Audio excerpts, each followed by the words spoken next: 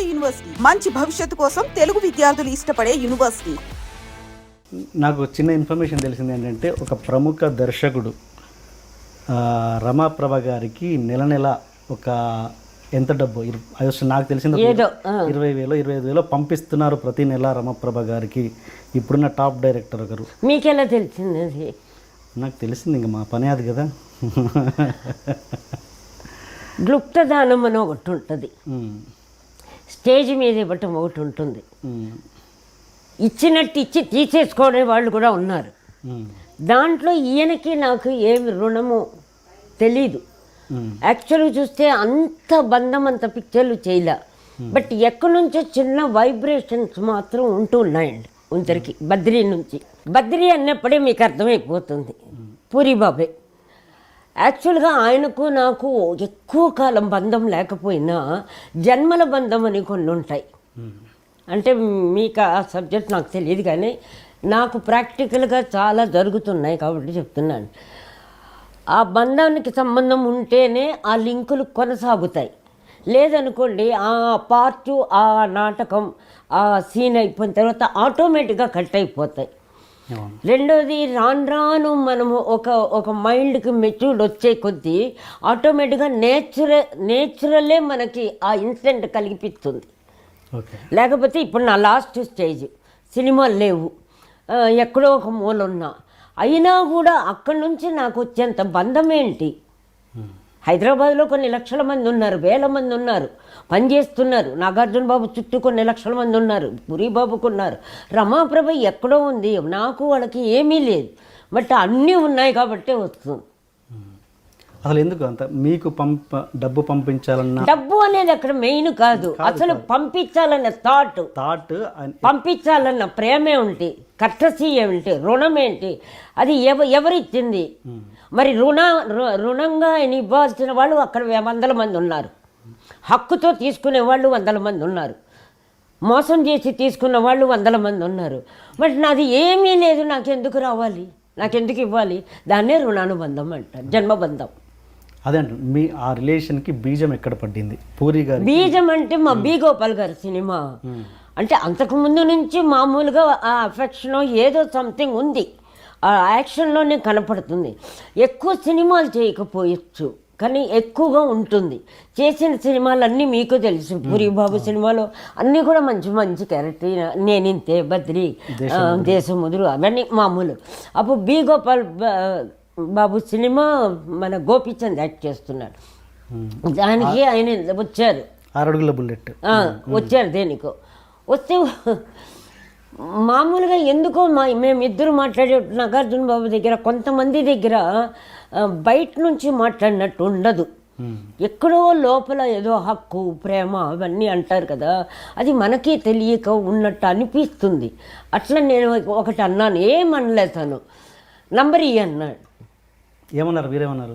నేను అమ్మలా, నేనున్నది గుర్తుందా అన్నా, నేనున్నది గుర్తుందా అన్నా. సరేలే అన్నారు. ఆ తర్వాత వేషాలు ఇవ్వట్లేదనా? ఏం అడగల, ఆ థాట్ ఏం లేదండి. వేషాలు గీషాలు అడగాల్సినంత దూరం కాదు కదా, ఉంటే పిలుస్తారు. ఎప్పుడు మీరు పని మనీ 2 కలపకండి. ఆ రెండుటికి కారణమైన ఇచ్చే గుణం ఇవ్వని గుణం అనే గుణాన్ని మాట్లాడండి. మీరు ఇవి 2 అడిగితే గుణం లేకపోతే డబ్బులున్నా ఇవ్వరు, క్యారెక్టర్ ఉన్నా వేరే వాళ్ళకి ఇస్తారు, అది వాళ్ళ అనుకూలం. అందుకని ఆ సబ్జెక్ట్ వద్దు. ఇది ఎందుకో నేను అడిగాను, మా బాబు దగ్గర అడిగా. నేను మీ ఇంటి ఆయన అన్నాడు, ఏదో అన్నాడు నాగార్జున బాబు. ఏదో అంటే ఇంటి వాళ్ళని ఏమడుగుతారో అట్లా నన్ను అనుకోండి అంతే. ఏదో చేస్తారు, అయిపోయింది. అది ఎందుకు చేయాలి?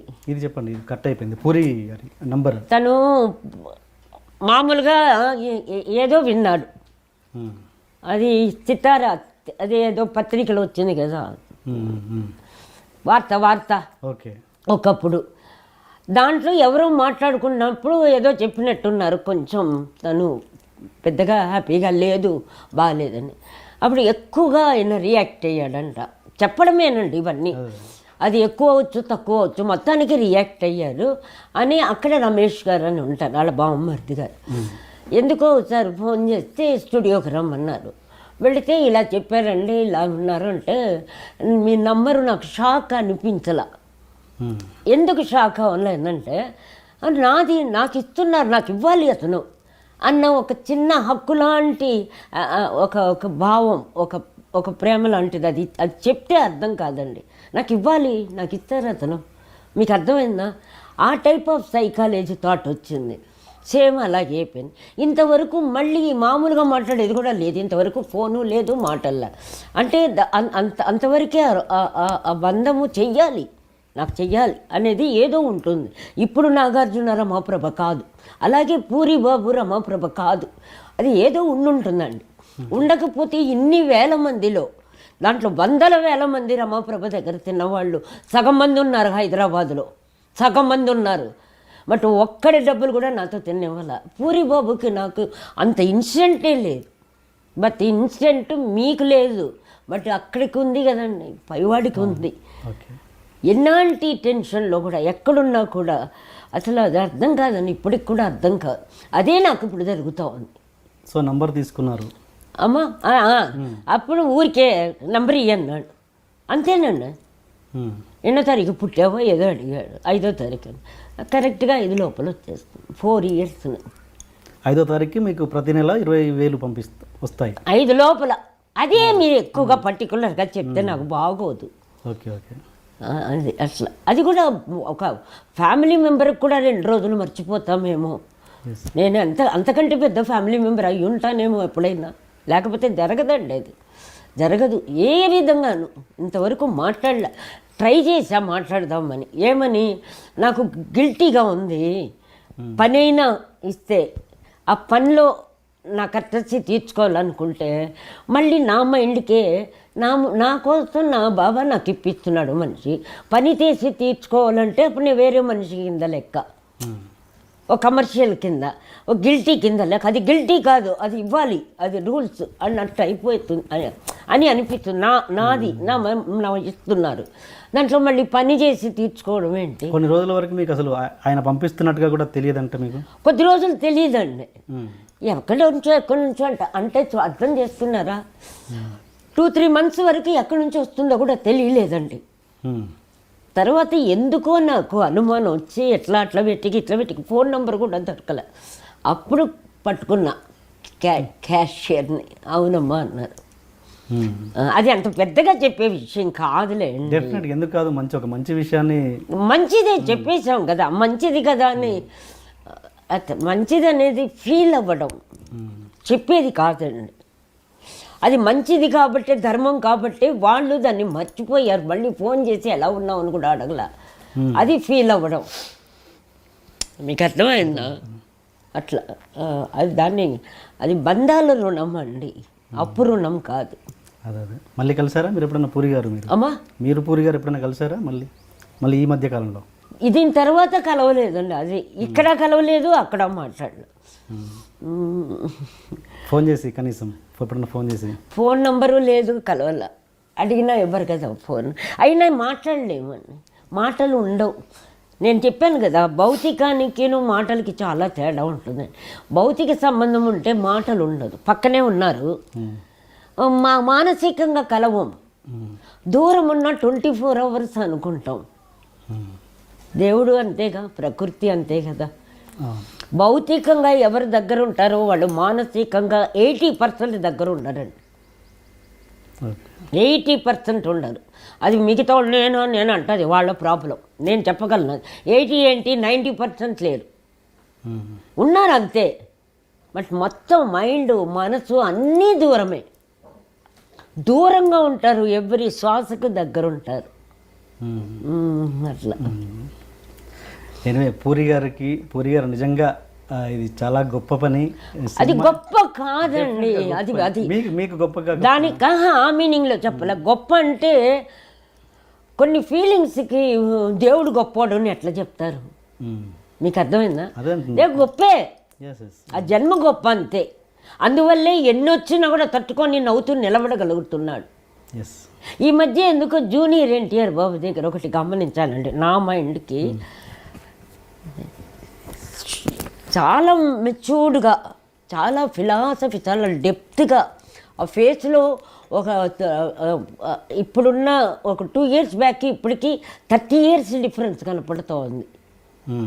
ఎందుకో కలవాలని అనిపించింది నాకు. అట్లుంటే ఇష్టం.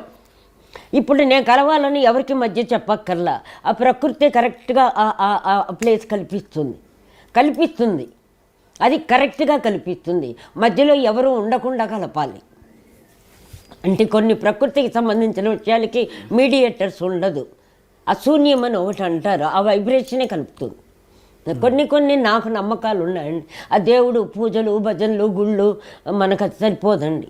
నా థాట్ మంచిది. నేను అడుగుతా నా థాట్ని. ఏదైనా బ్యాడ్ వస్తే అడిగేస్తా, రమాప్రభ ఏంటి ఏదో తప్పుగా ఆలోచిస్తున్నావంట, వెంటనే రిజల్ట్ వస్తుంది. అది వస్తుందా అంటే దానికి దేవుడు సామియార్ అవ్వక్కర్లా, సతీ సక్కుబాయి అవ్వక్కర్లా. మన సంకల్పం పాజిటివ్గా ఉంటే జరుగుతుంది, జరగకపోతే వెళ్ళిపోతుంది అంతే. ఆటోమేటిక్గా వాళ్ళే కట్ అయిపోతారు. లేదు, మీరు ఏమనుకోకపోతే పూరిజ్ గారికి మా ఈ ఇంటర్వ్యూ ద్వారా అభినందనలు చెప్దామని నేను అనుకుంటున్నాను. అది మీరు చెప్పాల్సింది, నేను చెప్పను. చెప్పనండి. అభినందన అంత సరిపోదు, అది చాలా అసహ్యంగా ఉంటుంది. అయ్యే అభినందన చెప్పడం ఏంటి? చాలా మందికి ఇప్పటి వరకు తెలియని విషయం కదా. ఎందుకు అది ఇప్పుడు తెలియపరుచున్నారుగా మీరు. అదే ప్రకృతి. దానికి అభినందన ఏంటి? అసహ్యంగా ఉంటుంది. ఎవరికెవరు అభినందన? నేను చెప్పను అభినందన, నాకు చేస్తున్నారు అంతే.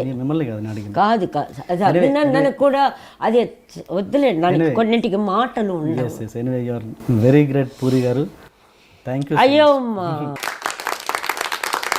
అండ్ నెక్స్ట్ వెళ్తే, అండ్ మీరు అసలు ఎదుటి వాళ్ళు సహాయం చేయడానికి మీ దగ్గరకు వచ్చినా కూడా మీరు తిరస్కరిస్తారంట, ఎందుకు?